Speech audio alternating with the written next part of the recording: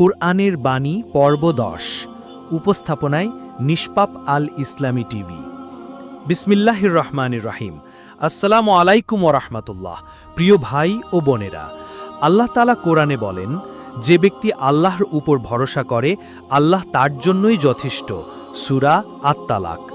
মানুষ যতই দুঃখ কষ্ট, দারিদ্র্য বা বিপদে পতিত হোক না কেন, আল্লাহর উপর সম্পূর্ণ ভরসা রাখলে আল্লাহ তার জন্য পথ তৈরি করে দেন।